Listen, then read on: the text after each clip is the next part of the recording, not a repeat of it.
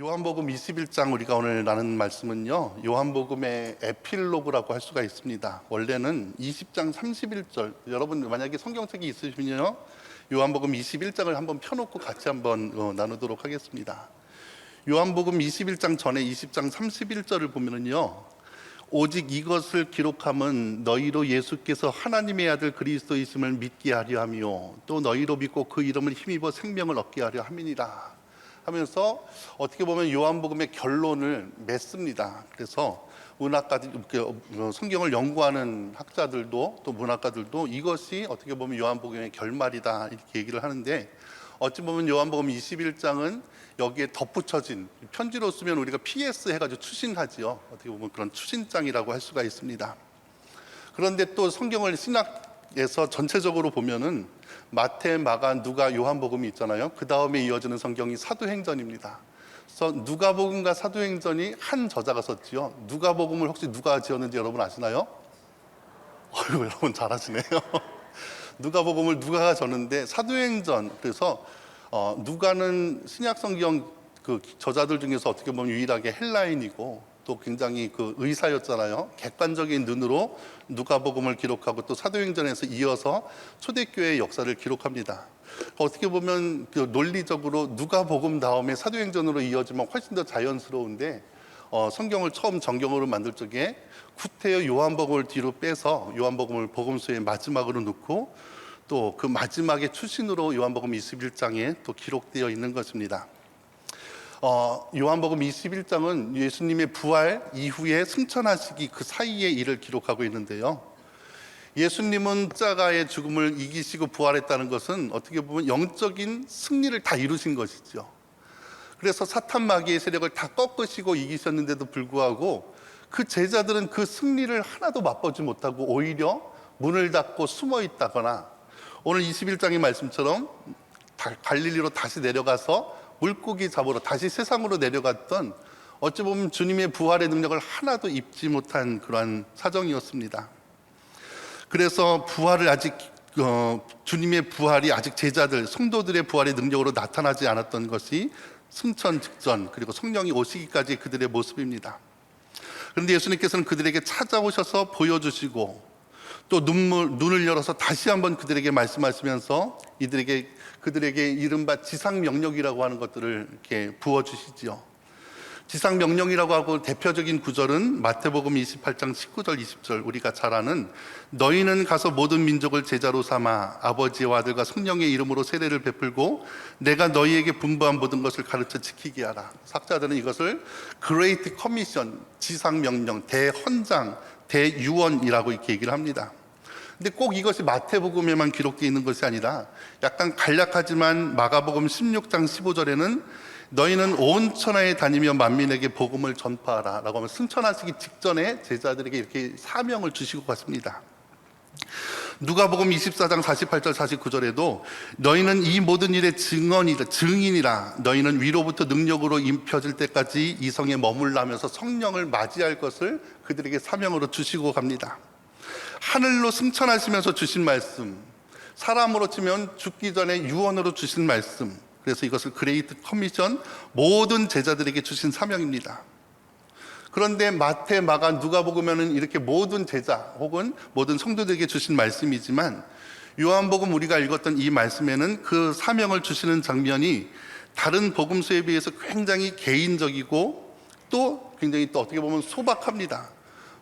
복음을 다 전하라 이렇게 하는 것이 아니라 네가 날 사랑하느냐 이러한 말씀으로, 그리고 모든 사람에게 주었다기보다는 요한의 아들 시몬아, 아주 개인에게 또 네가 날 사랑하느냐, 사명이라기보다는 마치 질문처럼 부어주시는 말씀이 요한복음입니다. 그런데 여러분, 이 말씀을 묵상하다 보면요, 오히려 마태, 마가, 누가복음에 있는 그레이트 커미션, 대헌장보다 더 무겁게, 더 뜨겁게 다가오는 말씀이기도 합니다. 오늘은 그 메시지를 좀 함께 나눌까 합니다. 우리가 읽었던 요한복음 21장 15절에 보면은요, 그들이 조반 먹은 후에 예수께서 시몬 베드로에게 이르시되, 이렇게 얘기하죠. 요한의 아들 시몬아, 내가 이 사람들보다 나를 더 사랑하느냐. 우리가 잘 아는 내용이고 찬양 가사에도 있습니다. 그런데 요한의 아들 시몬아 이렇게 부르십니다. 게바야 혹은 베드로야 이렇게 묻지 않으시고 요한의 아들 시몬아 이렇게 부르시죠. 이것은 어느 말씀과 굉장히 매치가 되냐면은 요한복음 1장 42절에 예수님께서 베드로를 처음 만났을 적에 데리고 예수께로 오니 예수께서 보시고 이르시되 내가 요한의 아들 시몬이니 장차 게바라 하리라. 게바라 번역하면 베드로라라고 하는 가장 처음에 예수를 만났을 때 그 이름으로 베드로를 부르시는 것입니다. 예수님께서는 1장 42절에 나타났던 그 사건 이후로 시몬이라는 말을 거의 쓰지 않습니다. 그리고 베드로라 그를 부르십니다. 그런데도 불구하고 21장에는 다시 베드로가 아닌 요한의 아들 시몬으로 그를 부르시는 것이죠. 예수를 만나기 전에 호칭으로, 예수께 처음 나오실 때의 호칭으로 베드로를 지금 지칭하시는 것입니다. 그리고 베드로에게 주었던 그 질문이 무엇입니까? 내가 이 사람들보다 나를 더 사랑하느냐?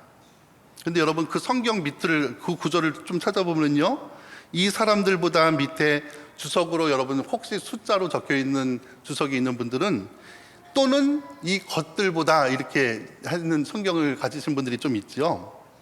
그러니까 이 사람들보다의, 이 사람들이 인칭으로 되어 있는 것이 아니라 헬라어 원어를 보면은 중성으로 되어 있습니다. 그래서 이것을 이 사람으로도 번역하기도 하고 이것들보다 이렇게 번역하기도 하는데, 여기에서도 굉장히 큰 의미적인 차이가 있습니다. 먼저 내가 이 사람들이 나를 사랑하는 것보다 나를 더 사랑하느냐, 네가 날 가장 사랑하느냐, 이 말은 이 사람들보다 나를 더 사랑하느냐 이렇게 묻는 것 아니겠습니까? 내가 여기에서 나를 가장 사랑하느냐 이렇게 물으시는 것이죠. 근데 이것은 어떻게 보면은 예수님이요, 만약에 여러분들에게 어떤 집사님에게 집사님이 저 집사님보다 나를 더 사랑해? 이렇게 물으신다면 여러분 아멘하고 이렇게 따뜻하게 받아들이시겠어요? 아니면 주님 왜 그러세요? 그러시겠어요? 여러분 이 구절을, 이 문장을 자세히 살펴보면요, 이것은 주님이 평소 쓰시는 어법이 아닙니다. 왜? 주님은 누구보다 더, 저 사람보다 더 이렇게 비교하지 않으시죠. 이거는 누구의 어법이냐면 평소 베드로가 행동하고 쓰는 어법입니다. 베드로는 12제자들 중에서 항상 내가 저 사람보다 더 빨리, 더 먼저 했던 주님의 수제자 아닙니까? 그러니까 예수님께서 내가 이 사람들보다 더 나를 사랑하느냐 했던 것은 주님이 다른 사람들과 비교해서 네가 저 사람보다 나를 더 사랑하느냐 물으셨다기보다는 베드로가 늘 해왔던 대로 너는 남들보다 네가 더 나를 사랑한다고 하지만 정말로 네가 나를 다른 사람들보다 사랑한다고 할 수 있느냐, 그런 의도로 묻는 것이 오히려 더 합당한 해석이라 할 수가 있습니다. 어느 시점에서 이 질문을 하는 것입니까? 이전에 바로 베드로는 3번씩이나 예수님을 부인하고, 그리고 21장에서는 얘들아 우리 고기나 잡으러 가자라고 하면서 그 제자들까지도 다시 옛 생활로, 옛 습관으로 돌아가게끔 그러했던 상황에서 예수님께서 네가 정말로, 네가 늘 나에게 다가와서 내가 다른 사람들보다 예수님 제일 사랑해요, 그렇게 말하던 네가 정말로 다른 사람들보다 나를 사랑한다고 할 수 있느냐, 지금 그러한 뉘앙스로 받아들이면 그 의미가 다르게 느껴지지 않습니까? 또 두 번째 해석으로 내가 이것들보다 나를 더 사랑하느냐, 그때 이것들이 가르치는 것은 무엇이겠습니까? 이 장면, 요한복음 21장은요 누가복음 5장 1절부터 나타나는 베드로가 처음 예수님을 만났을 때 그 장면과 굉장히 매치가 되는데, 그 중에서 누가복음 5장 11절의 말씀을 보면은 그들이 배를 육지에 대고 모든 것을 버려두고 예수를 따르니라. 베드로는 예수님을 처음 만났을 때부터 자기가 배와 그물을 다 내버려두고 예수님을 따랐습니다. 그리고 그것이 어느덧 자기의 자부심이 되고 신앙의 긍지가 되었습니다. 그래서 마가복음 10장에 보면 부자 청년이 나와서 어떻게 해야 영상을 봤습니까? 네가 말씀을 알지 않느냐? 제가 어렸을 때부터 다 지켰습니다. 그럼 네가 네 모든 것 소유를 다 팔아서 가난한 자에게 나누어주고 나를 따르라니까 그 부자 청년이 근심하여 돌아갔지요. 근데 그 장면을 보면서 저는요 예수님 만났을 때부터 다 버려두고 나를 예수님 따랐어요 라고 하면서 자기의 모습을 은근히 자랑하는 모습도 보여주고 있습니다. 그런데 지금 예수님이 부활했음에도 불구하고 다시 갈릴리로 가서 물고기나 잡고 있는 베드로에게 예수님께서 네가 정말 다른 것 다 버려두고 나를 쫓아왔니? 다른 것들보다 나를 더 사랑하니? 지금 다시 그렇게 묻고 있는 것입니다. 자기가 자랑했던, 나는 예수님 만난 이후로 다 버리고 예수님 쫓았어야 했던 베드로에게 지금 하필이면 예수님을 버려두고 물고기 잡으러 갔던 그 베드로에게 나타나서 너 정말 다른 것 다 버려두고 이것들보다 나를 더 사랑하니? 그렇게 묻고 있는 것입니다. 진정 버렸던 것인가? 우리는 신앙생활하면서 내가 신앙생활하기 때문에, 교회 다니기 때문에 손해보더라도 포기했던 많은 생활들이 혹시 있었을지도 모릅니다. 주일날 어디 가고 싶어도 가지 못하고 먹고 싶어도 먹지 못하는 것들, 뭔지는 잘 모르겠지만 그런 것들이 있었는지 혹시 모르겠습니다. 또 그것이 어느덧 내 자랑이 돼서 나는 예수 믿으니까 이런 것들이 주님 앞에, 주님 나는 세상 사람들보다 이것도 안 하고요, 이거 다 포기하고 주님 따르잖아요, 그렇게 했을지 모릅니다. 그런데 정작 그것을 따져보면은 내가 주님 앞에 복받기 위해서, 사랑받기 위해서 그렇게 했다가 주님이 나랑 별로 주님이 나에게 관심 없다고 느껴질 적에, 주님이 내 기대보다 안 채워주신다고 느꼈을 적에 나도 모르는 사이에 그 습관, 그 생활을 다시 돌아가는 경우가 혹시 있을지 모릅니다. 요나처럼요. 요나는요, 하나님께서 니느웨로 가서 복음을 전하라 그러니까 어디로 갑니까? 다시스로 가지요. 많은 성경학자들이 다시스는요, 니느웨 못지않게, 아니 오히려 더 심한 환락과 쾌락의 도시라고 얘기합니다. 그러니까 내가 그동안 하나님의 선지자이기 때문에 안 했던, 품고 있었던, 그렇지만 내가 의롭다고 여겼던 그 안 했던 생활들이 하나님을 거역하기 시작하니까 자기도 모르는 사이에 또다시 드러나고 오히려 더 망쳐지는 그러한 경우가 우리가 살아가는 중에 있는 경우를 우리는 보아옵니다. 그렇다면 그것이 진짜 버린 것입니까? 아니면 잠시 묻어둔 것입니까? 버린 척만 했던 것이죠. 지금 예수님께서 베드로에게 와서 너 정말로 나를 따르기 위해서 이런 거 다 버려왔니? 지금 그렇게 묻고 있는 것입니다. 언제? 주님을 떠나서 지금 다시 물고기 잡으러 있는 지금 그 베드로에게 말입니다. 아픈 질문이죠. 그리고 잘 보세요. 누가복음 5장에서는요, 이 예수님을 처음 만났던 그 장소가 게네사렛 호수로 호칭이 그렇게 불려져 있습니다. 근데 요한복음 21장에 보면 이 장소가 어디로 나와 있냐면 21장 1절에 그 후에 예수께서 디베리아 호수에서 이렇게 얘기합니다. 근데 이것이 다른 장소가 아니라 갈릴리 호수를 다른 호칭으로는 동일한 장소입니다.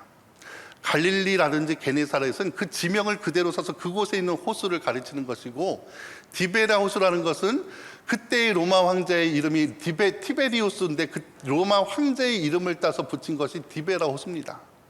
왜 그러한 이름을 붙였겠습니까? 똑같이 갈릴리 호수인데 왜 갈릴리 호수 혹은 게네사렛 호수라고 붙이지 않고 하필이면 베드로가 물고기 잡으러 갔을 적에 이 호수를 디베라 호수라고 붙였겠습니까?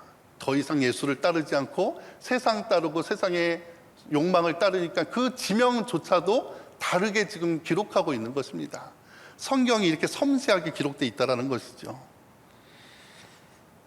바로 예수님을 만났던 같은 장소에서 또다시 세상으로 나간, 다시 버린 줄로만 알았던 세상 것들을 붙잡은 베드로에게 요한의 아들 시몬아, 예수 믿기 전에 너의 이름을 부르면서 내가 다시 예전으로 돌아갔구나, 나 없는 세상으로 돌아갔구나, 너 그거 다 버리고 나를 쫓는다고 하지 않았느냐, 정말 그런 것들보다 나를 더 사랑하느냐, 그렇게 말할 수 있겠니? 라고 주님께서 지금 베드로에게 묻고 있는 것입니다. 그럼 여러분들이 만약에 베드로의 입장이라면 예수님의 이러한 질문에 어떻게 대답하시겠습니까? 주님 잘못했어요. 제가 예수님 따른 줄 알았는데 제가 아무것도 아니네요. 그렇게 말하는 것이 좀 논리적이고 자연스러운 거 아니겠습니까? 그런데 또 희한하게 베드로는 뭐라고 대답합니까?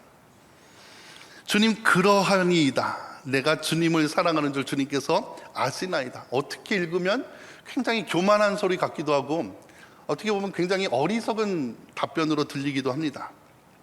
잘 안 어울리는 답변이죠. 근데 이 장면을요, 헬라어 원문으로 읽으면 조금 그 의미가 달라집니다. 주님이 물으신 것은요, 내가 다른 사람들보다 나를 더 사랑하느냐 할 때 이 사랑을 어느 단어를 쓰냐면 아가페오라는 단어를 씁니다.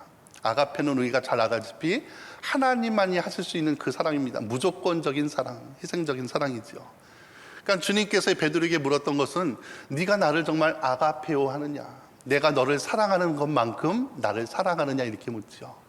그런데 베드로가 답하는 것은 주님, 나는 주님을 필레오 합니다, 이렇게 대답을 합니다. 의도적으로 이걸 바꾸어서 대답을 하죠. 그러면 이 원어의 뜻을 듣고 알고 우리가 이 장면을 읽으면 어떤 의미가 됩니까? 베드로야, 시몬아, 너는 내가 너를 사랑하는 것만큼 나를 사랑하니? 그럼 베드로는요, 아니요 주님, 나는 필레오밖에는 못해요. 나는 인간적인 사랑밖에 못해요. 나는 무조건적인 희생이 안 돼요. 지금 그러한 구절로 이해할 수가 있죠. 똑같이 한 번을 더 물었습니다. 네가 정말로 나를 아가페오 하니? 주님, 나는 주님을 필레오 합니다. 지금 이렇게 두 번이 왔다 갔다 합니다. 그런데 세 번째 주님께서 어떻게 질문을 바꾸시냐면, 그러면 베드로야, 네가 나를 필레오는 하니? 이렇게 물었습니다. 그러니까 주님, 그 베드로가 그것을 듣고 근심하지요. 그러니까 여러분 이것을 따라오시겠죠. 주님께서 베드로에게 첫 번째 물었던 질문은 네가 다른 사람들보다 나를 더 사랑하느냐, 그 단순한 그 질문이 아니라 네가 나를 그렇게 다른 사람들보다 사랑한다고 늘 첫 번째라고 자랑하더니 정말로 네가 날 첫 번째로 사랑했니? 아니면 내가 널 사랑하듯이 무조건적인 희생으로 하나님의 사랑으로 나를 사랑했니?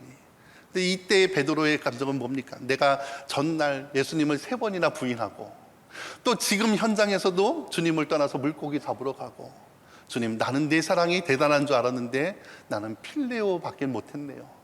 근데 주님께서 너 그럼 그 필레오는 제대로 했니? 그러니까 근심해서 다시 생각하는 것입니다.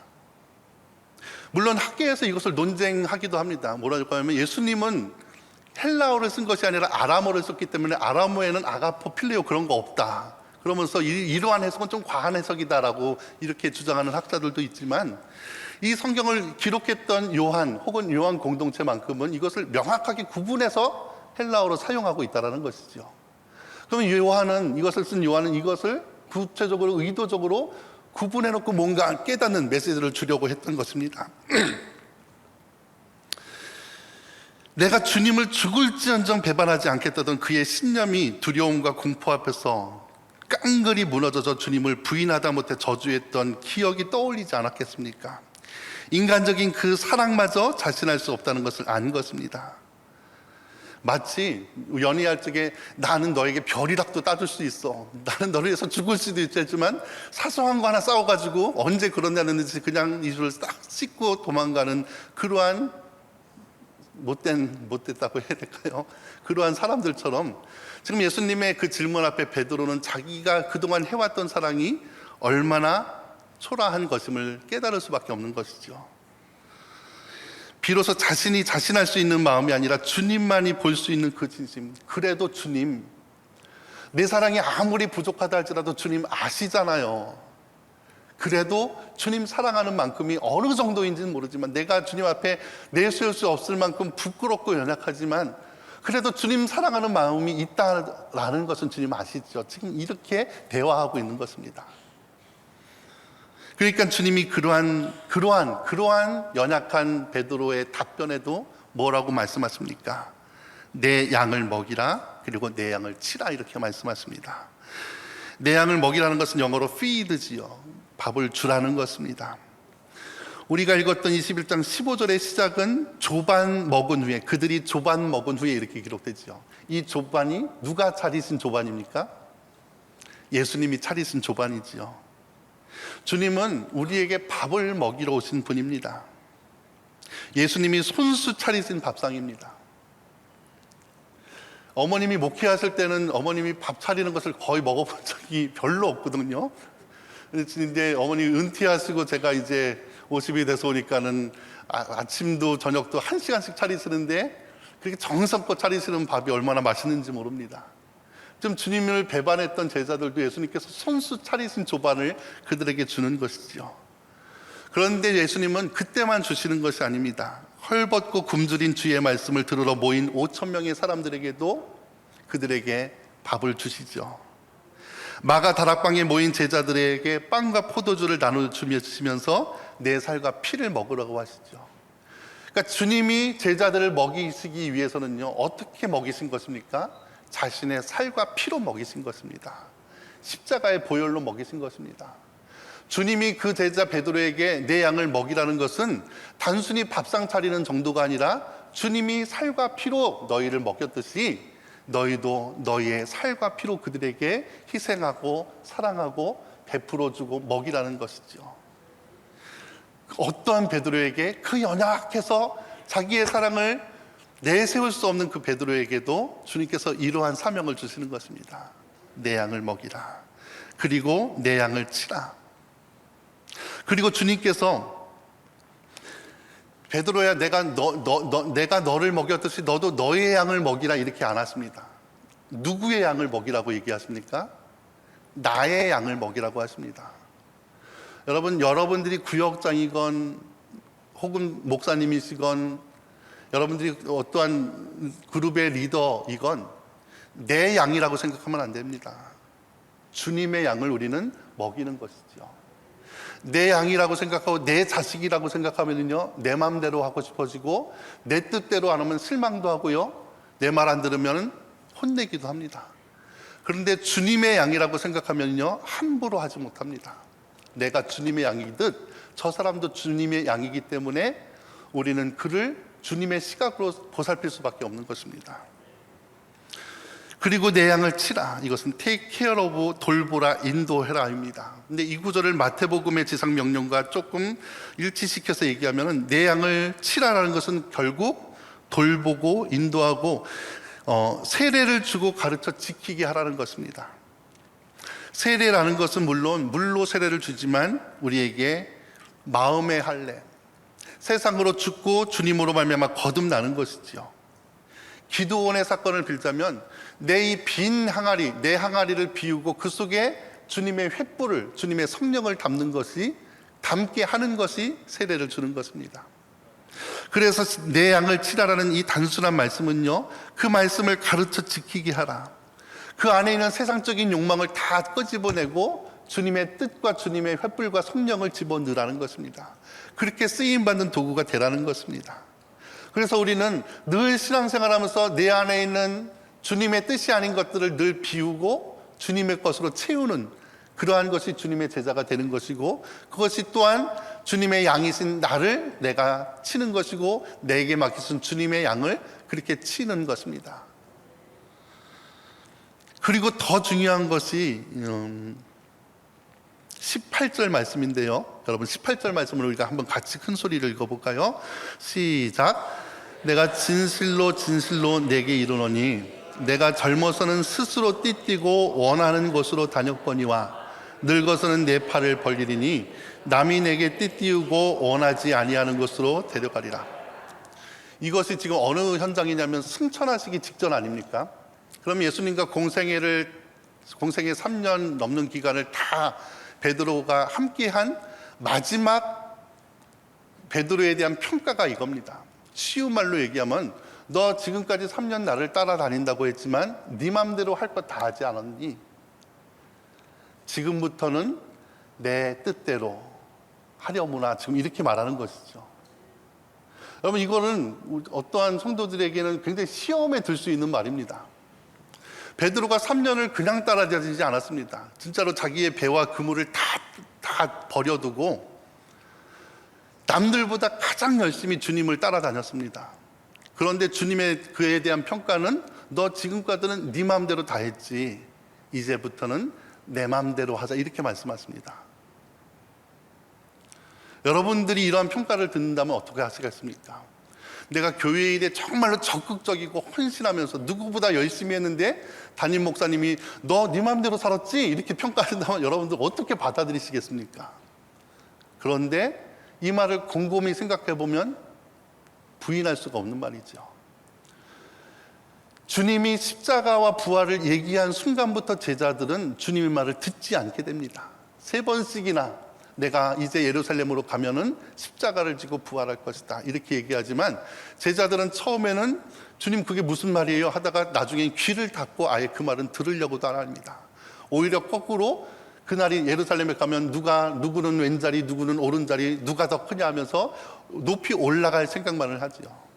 그런데 정말로 주님이 고난받자 십자가 얘기를 하니까는 아무도 그 얘기에 귀를 기울이지 않다가 진짜로 주님이 십자가를 지니까 다 떠나버립니다. 그럼 이것이 주님을 따라다닌 것입니까? 아니면 자기의 욕망을 쫓은 것입니까? 주님 따라다닌다는 그것을 핑계로 자기 목적을 이루려고 한 것이죠. 그리고 그 목적이 이루어지지 않을 듯 하니까 그 순간에 예수님을 다 떠나버린 것입니다. 여러분들은 자신 있습니까? 여러분들이 교회에서 하는 헌신이 정말로 주님의 뜻대로 했음을 여러분 인정하십니까? 아니면 그 뜻 안에는 내 뜻, 내를 드러내고 싶은 욕망, 그런 것들이 혹시 있지는 않습니까? 여러분들, 교회는요, 소신자들이 어지럽게 하지 않습니다. 열심 내는 사람들이 부딪힐 적에 교회는 망가지기 시작합니다. 열심 내는데 주님 뜻 따르지 않고 열심 냈더니 사도 사울처럼 예수님을 핍박하는 자가 됩니다. 지금 시대에도 많은 교회들이 그러한 것들을 경험하게 됩니다. 제가 지방회장 자격으로 여기 왔는데 지방회장으로 교회를 두루 다니면서 같이 기도하다 보면요, 그 안에서 문제가 있는 교회들의 대부분은 열심 내는 신자들 때문에 그렇습니다.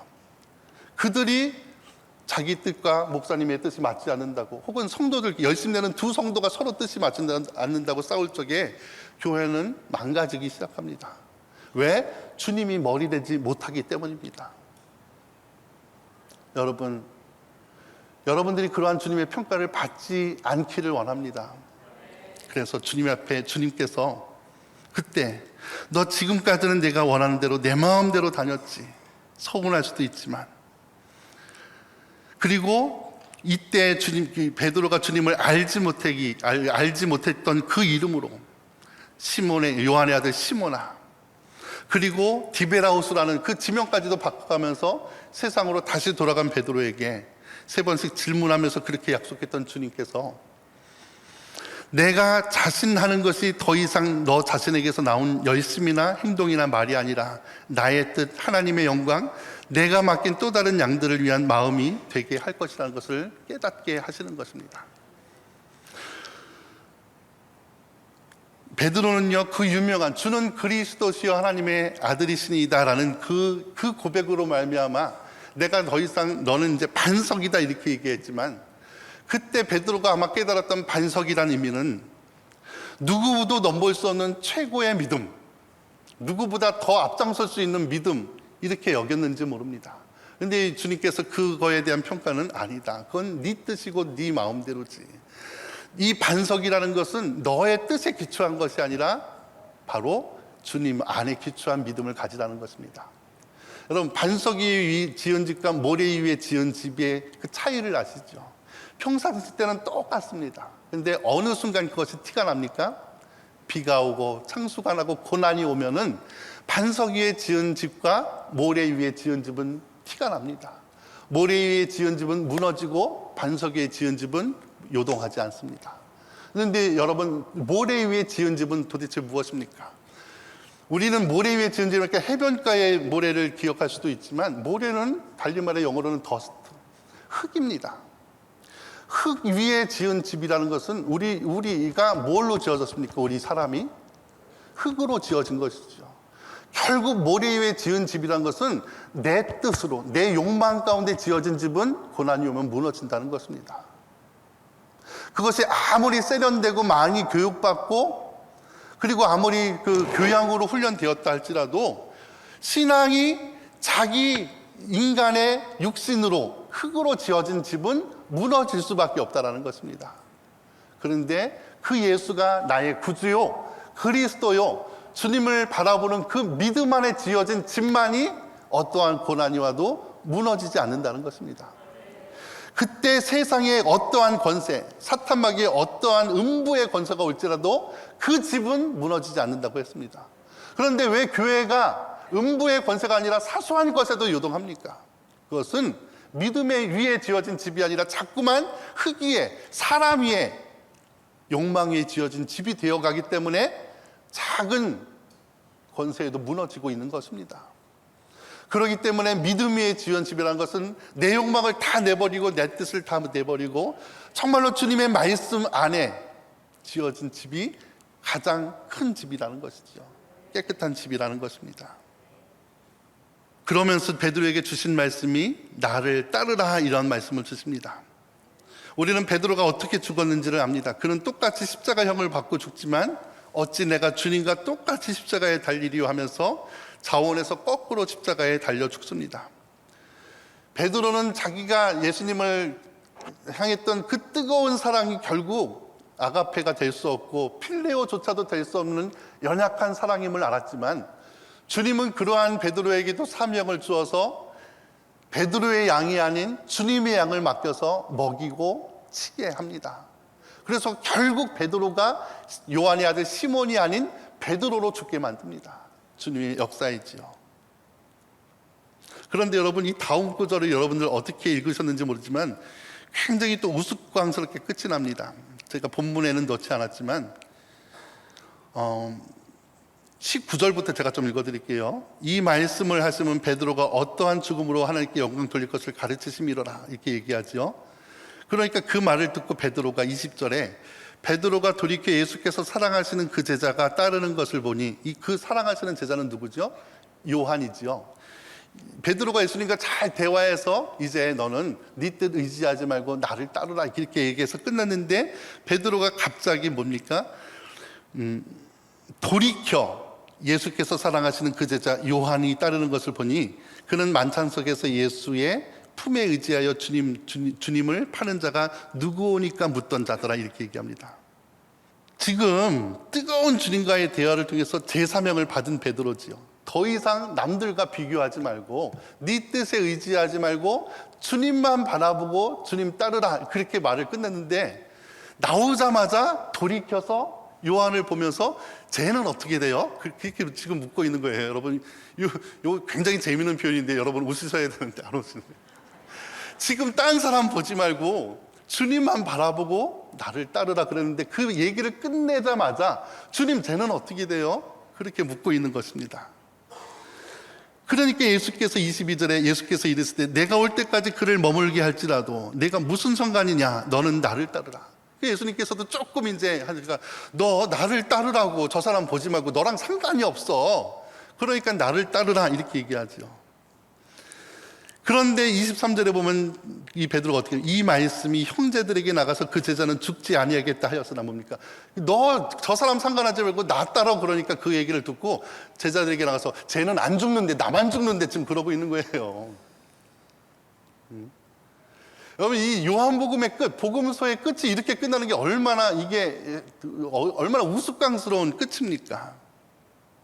그런데 이것이 우리가 살아가는 현실이기도 하죠. 또 이것을 누가 기록하고 있습니까? 지금 요한이 기록하고 있습니다. 요한은 베드로와 수제자 경쟁을 했던 아주 치열한 수제자 경쟁자였지요. 근데 요한이 입장에서 자기가 아닌 베드로를 불러서 네가 날 사랑하느냐, 내 양을 치라 했을 적에 요한의 마음은 또 어떻게 했겠습니까? 이 마지막 장이 이렇게 미묘하게 이렇게 담겨 있는 것이죠. 여러분, 교회에서 제일 많이 듣는 단어 중에 하나가 사람 참 안 변합니다, 그 얘기입니다. 그런데 여러분, 성경을 보면 사람이 변합니까, 안 변합니까? 아브라함이, 야곱이, 다윗이, 바울이 변합니까, 안 변합니까? 변하죠. 변하는 게 신앙입니다. 그런데 교인들이, 오히려 목사님들이 사람 참 안 변합니다. 그러한 현실 속에서 삽니다. 이 장면에서도 마찬가지입니다. 주님이, 하나님의 아들이신 주님이 직접 베드로에게 마지막 순간 나타나서 너 맨날 나 사랑한다고 하더니 진짜 사랑하니? 너 세상 거 다 내버려두고 나 사랑하더니 진짜 사랑하니? 아니요, 주님 잘못했어요. 그래도 내가 너를 먹여라, 나의 양을 먹여라. 그렇게 따뜻하고 뜨겁게, 그리고 너 지금까지는 네 마음대로 신앙생활 했지만 이제부터는 내 뜻대로 하자, 뜨겁게 그렇게 말하고 보냈는데 나가면서 주님 쟤는 어떻게 돼요? 쟤는 어떻게 돼요? 쟤는 상관하지 말고 너나 믿어. 아, 쟤는 안 죽는데요. 그렇게 나가면 예수님의 마음이 어떻겠습니까? 요한도 베드로도 이랬던 모습이죠. 그런데 더 놀라운 것은 성경은 여기까지만 기록되어 있지만 실제 베드로는 어떻게 죽습니까? 시몬으로 죽습니까? 베드로로 죽습니까? 요한과 비교하면서 늘 넘어지는 베드로가 됩니까? 아니면 정말로 주님을 따르는 제자가 됩니까? 결국 그 베드로, 그 넘어졌던 베드로도 교회의 역사는 베드로로서 주님을 따르는 철저한 제자로서 죽었음을 역사가 증거하고 있는 것입니다. 사람이 아무리 안 변한다 하더라도 결국 지나고 보면 변해 있는 것이 성령의 능력이라는 것입니다. 여러분, 하나님께서는 내가 내 입에 들린 대로 행하리라 얘기합니다. 우리는 입술에서 사람 안 변합니다. 그 말을 교회 안에서 없애야 됩니다. 여러분, 목회도요, 안 변하는 사람에 초점을 맞추면 하루도 할 수가 없습니다. 안 변하는 것 같지만 하나님이 만지신다.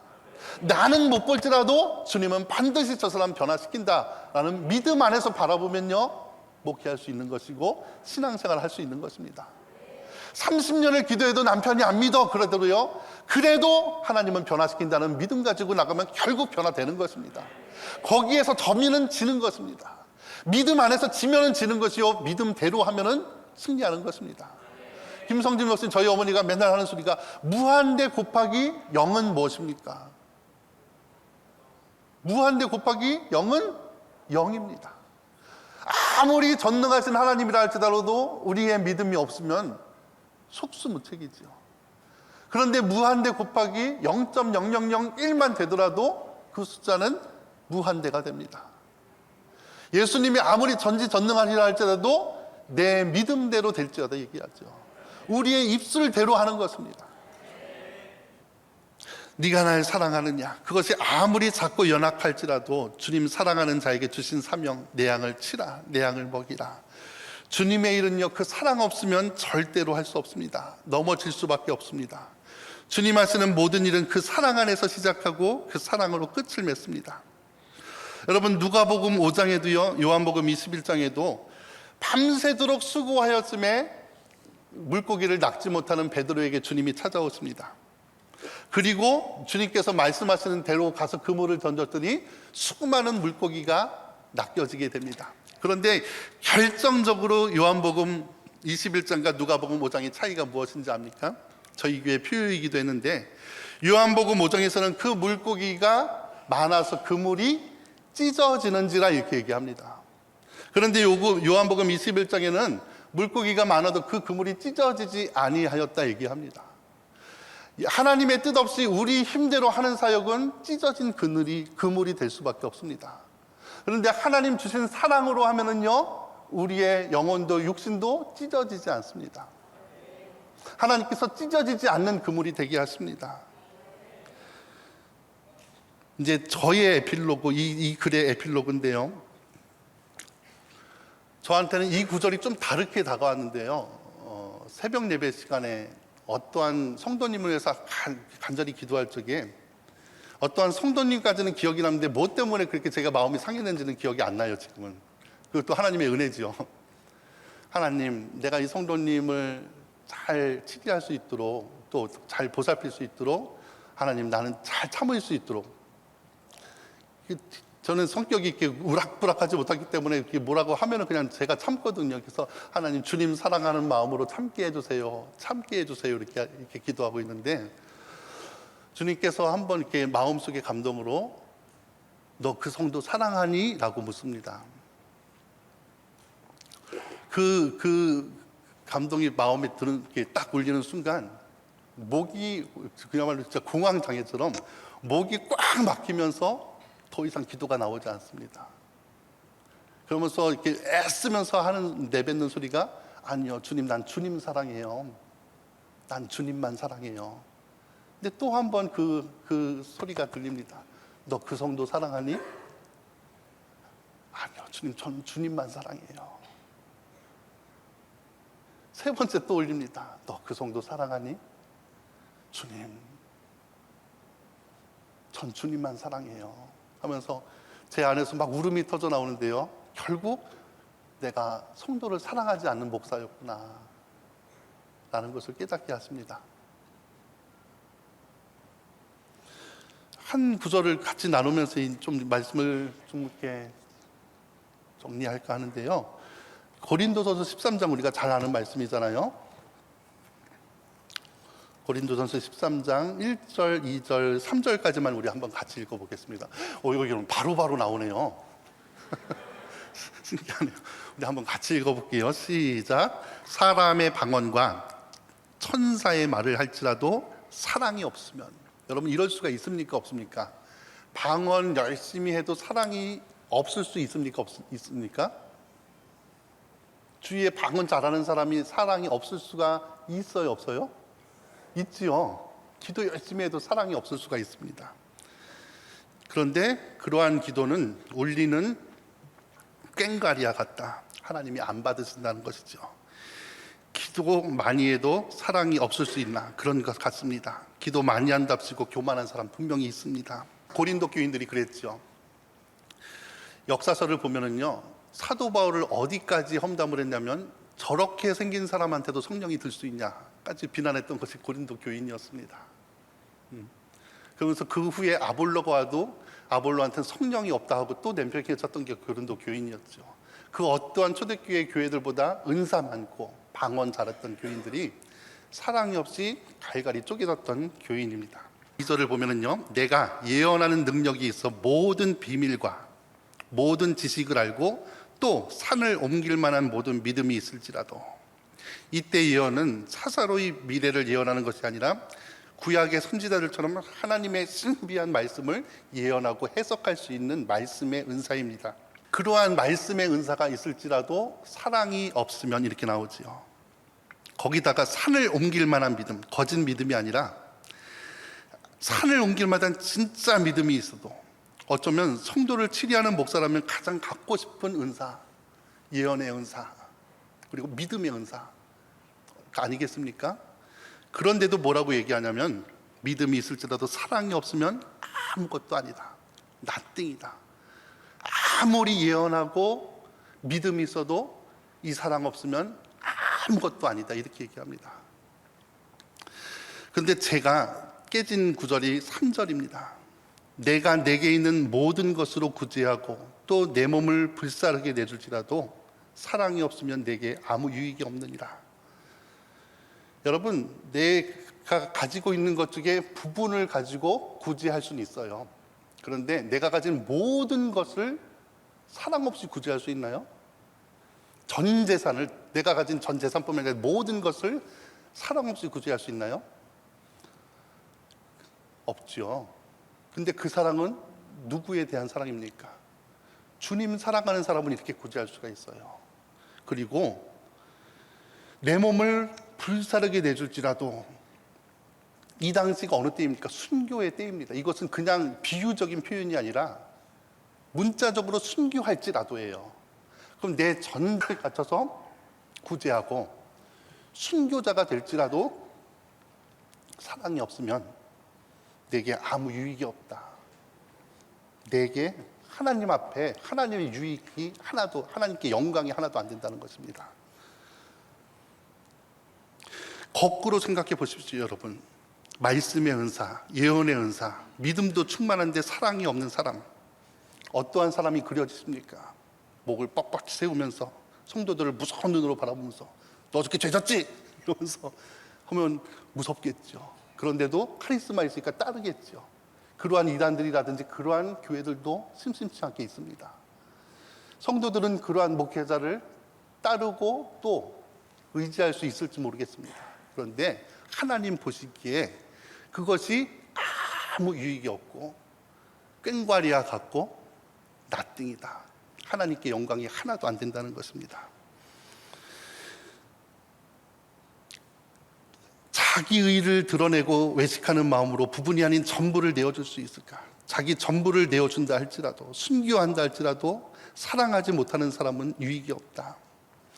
여러분, 하나님께서 창세기에 첫 번째로 두신 계명은 선악과를 먹지 말라. 그런데 그 계명이 10계명이 되고 612가지의 계명이 돼서 점점 넓어집니다. 예수님이 오셔서 그 계명을 하나님 사랑과 이웃 사랑으로 줄이시죠. 그리고 더 나아가서 하나의 계명으로 하나님의 계명을 줄이시는데 그것이 무엇입니까? 내가 새 계명을 주노니 서로 사랑하라.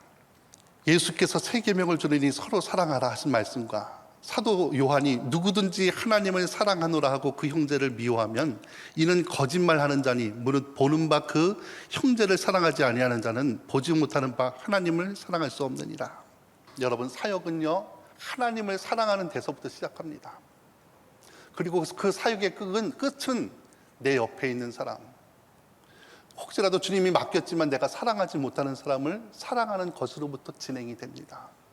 여러분들이 아무리 큰 일을 행해도 내 옆에 있는 그 누군가를 사랑하지 못한다면 주님 보시기에 아무런 영광이 안 됩니다. 제가 그 미국의 조그만 신학교에서 가르치고 있는데 한 청년이 이제 혼기가 차가지고 제가 그 학생한테 왜 결혼 안 해요? 그러니까는 교수님 저는 결혼할 시간이 진짜 없어요. 그러면서 자기의 생활 시간표를 보내줘요. 직업이 3개예요.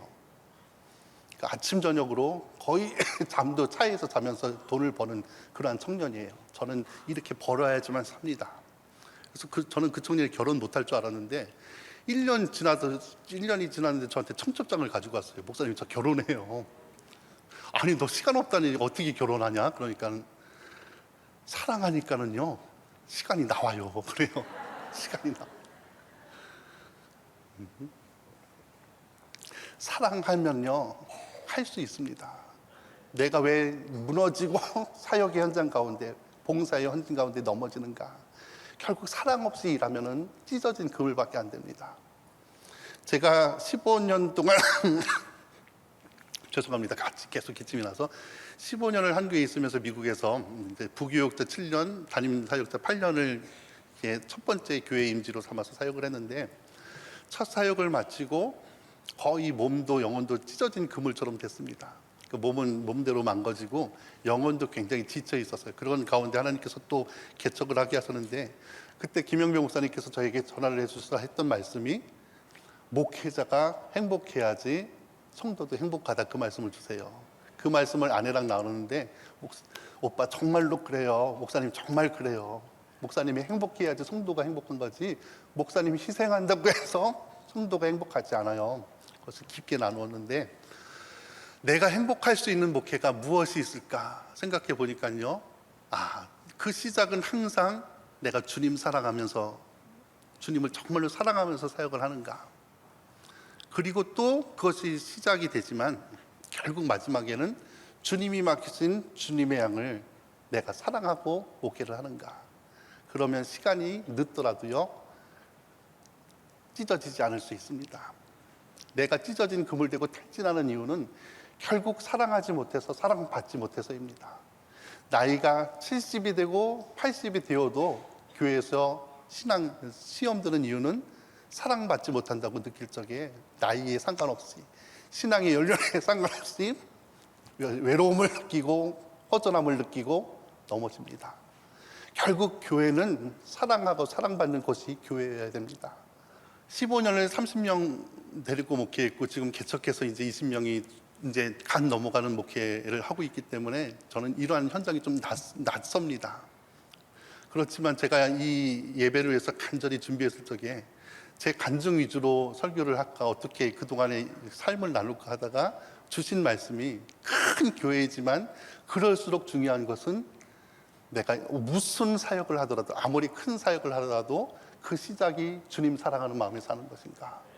그리고 아무리 큰 사역을 하더라도 내게 맡겨진 그 영혼, 내가 사랑하지 않는다면 아무리 큰 일을 해도 하나님께서 그 영광 받으시지 않고. 여러분, 어떠한 교회도요 재정이 없어서 문 닫는 교회 실제로 없습니다. 교회가 깨지는 이유는 사랑 없어서 깨집니다. 세상에서 우리에게 바라는 것도 그곳에 가면 사랑받는다고 느낄 적에 세상 사람들이 교회를 봅니다. 아무리 이쁜 건물과 어떠한 화려한 못을 치장해도 세상 사람들이 여기 와서 실망할 수밖에 없는 것은 사랑 없을 적에 실망합니다. 여러분, 이 서산교회는 사랑으로 무장된 교회가 되기 원합니다. 사랑으로 선교하는 교회, 사랑으로 봉사하는 교회. 그래서 여러분, 그럴 적에 주님께서 찢어지지 않는 그물이 되게 하십니다. 내 육신이, 내 영혼이 찢어지지 않는 그러한 영혼이 되게 하십니다. 그렇게 승리할 수 있는 무슨 일을 해도 갈라지지 않고 찢어지지 않는 교회가 되기를 주의 이름으로 간절히 축원드립니다.